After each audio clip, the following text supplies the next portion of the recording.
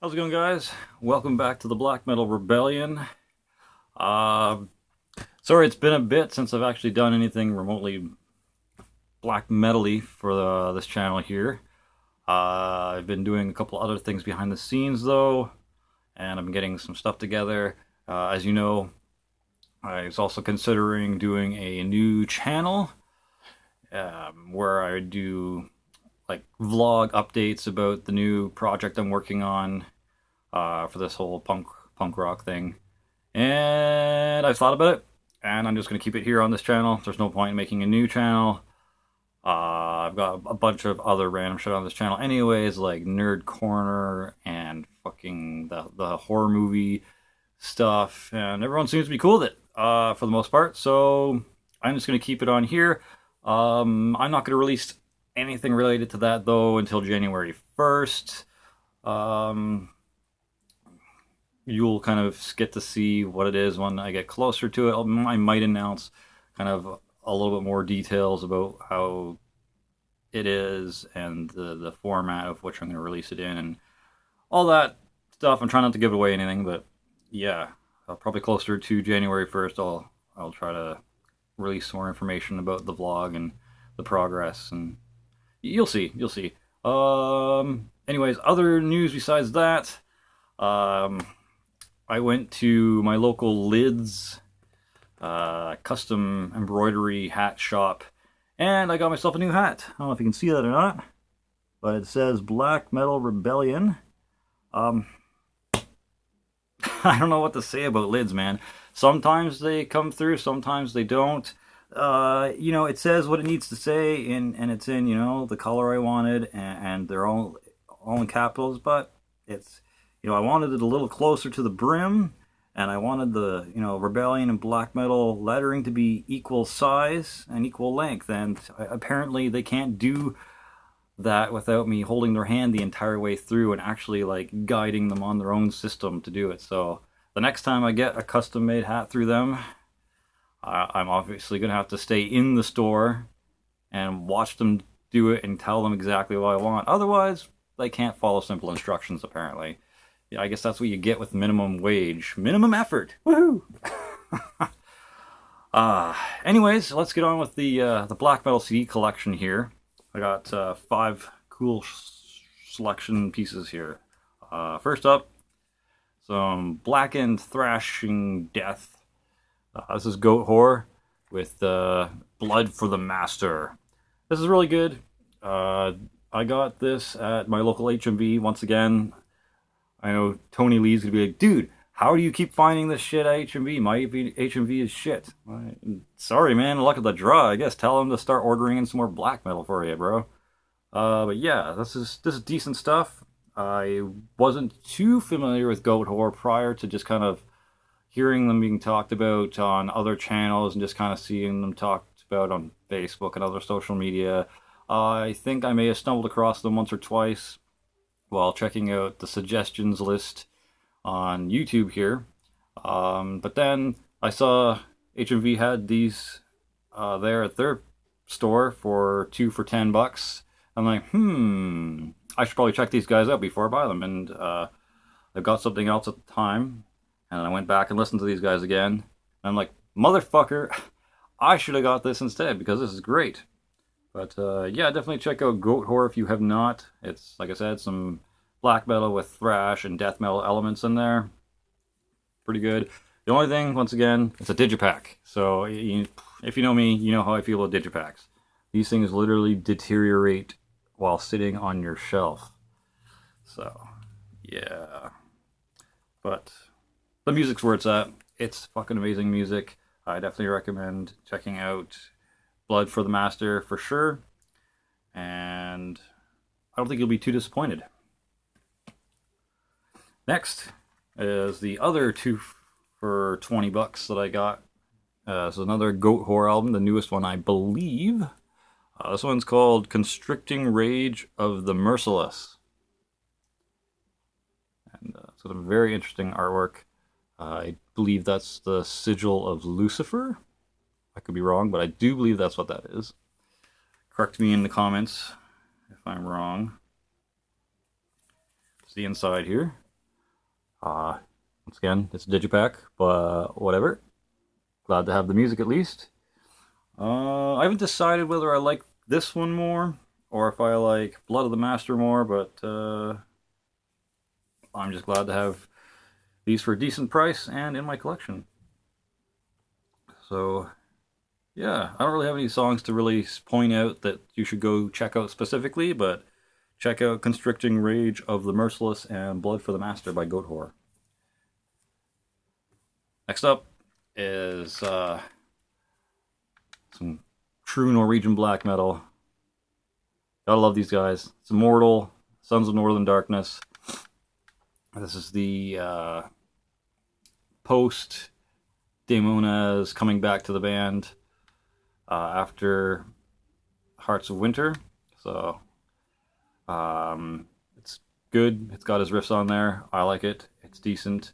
And this is a deluxe edition, which doesn't really mean a fuck to me because all it really came with was a bonus DVD of them playing at BB King's, and it's garbage. It's like some of the worst Immortal footage I've ever seen. So really, if you have a choice between this and the regular edition, and it's going to cost you a few more bucks to get this one, don't worry about it. You're not missing anything. The camera is from like way behind the crowd. Doesn't even zoom in to get close to the band. It just stays there. The lighting just obscures the band for the most part. You can't see anything. Honestly, I would have rathered them include a audio recording from that live session because that's like the best part of the entire thing. Not what you're seeing, it's just what you're hearing from the DVD. But yeah, so some good songs of this though. Sons of Northern Darkness, obviously. Antarctica is decent. In My Cold Kingdom is pretty decent. One by One is also pretty decent. And the cover art's pretty sick, if you can actually see it without all that glare. I got a patch of this on my new, well, not my new, but on my battle jacket I'm working on. It's like on the under the front right pocket.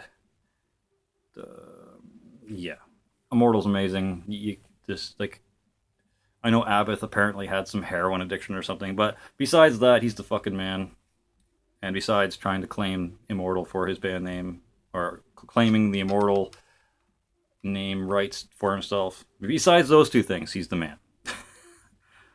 But yeah, love me some Immortal. I need Damned in Black, and I need Blizzard Beasts, and I need Battles in the North. So I need those three still, but we'll get to that eventually. Alright, next up, something that's really fucking amazing, and you definitely need to hear it, because it's classic as shit. This is The Return by Bathory. Yes, so fucking good. Yeah.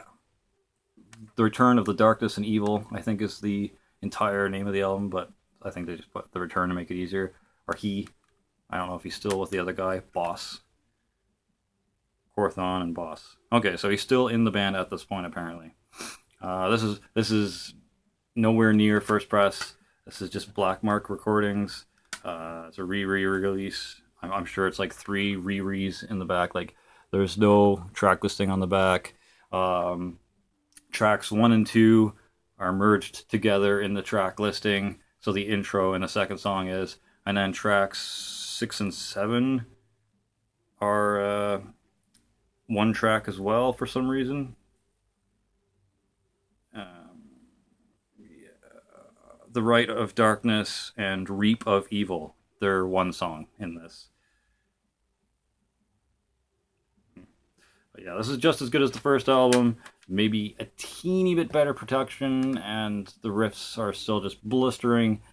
Black and thrash, early first wave excellence. Go listen to this if you have no idea what this sounds like, because you'll be pleasantly surprised. And finally, the last thing in my collection here is another Bathory. This is one of his best albums. This is Under the Sign of the Black Mark. I believe this is Varg Vikernes' favorite album by Bathory as well, because you see him wearing the shirt in the Until the Light Takes Us documentary. So, which is cool. I would love to get that shirt. It's like a long sleeve, and it's got like the under the sign of the black mark on the sides of the shirt, and then it's got like the giant front cover on there. It's pretty fucking cool. And once again, this isn't a first press at all. This is a re-release. I don't know. It's probably fourth or fifth generation release. But yeah. The next one I need to get is Bloodfire Death. I don't know if I'm going to get any more Bathory after that. I'll have to see if it's... Because I'm only really interested in the black metal or first wave black metal Bathory stuff. I don't know if I'm into the Viking or other stuff that he does. I will... Obviously, I'm just going to go take a look on YouTube and listen to it and decide before I just completely rule it out, because that would be fucking dumb to just be like, oh, it's not black metal, fuck it. Who the fuck is that? Narrow-minded. But yeah, this is the back. It says Remastered up in the corner there. Oh my god, so much glare. But yeah,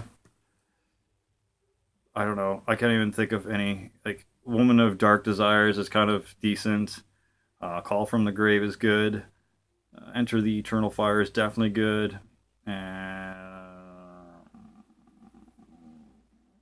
Massacre is decent too, I think. And then there's 13 Candles and Of Doom. There's just a lot of blistering, amazing tracks on this, so definitely glad to have all these. And once again, this shit comes out of my own pocket. I don't dip into like our food or our kids' fund or anything like that. None of the stuff gets taken away from them. I sell stuff out of my own personal collection or whatever to afford these things. I know I've been recently accused of leeching off the government and taking I've been accused of really dumb shit recently because of some issues that have happened on my personal Facebook account, which is why I try not to direct any of my subscribers to my personal Facebook account. Like, if anyone wants to get a hold of me or talk to me, like, go hit up my Instagram, go hit up my Jesse Talks Metal page, just so that we don't have silly little personal issues. It really doesn't need to happen. And what did happen is just ridiculous. It didn't need to go down the way it did. I know a lot of you people have no idea what I'm talking about right now, but to the people who know what I'm talking about, it's just... I'm not a jackass whisperer, for one. I'm not going to explain myself. If you misinterpret something I say, that's on you. And don't just, take your assumptions and then start attacking me based on what you're assuming. Because when you assume stuff, what do? You make an ass of you and me. And, that's just how it goes, man.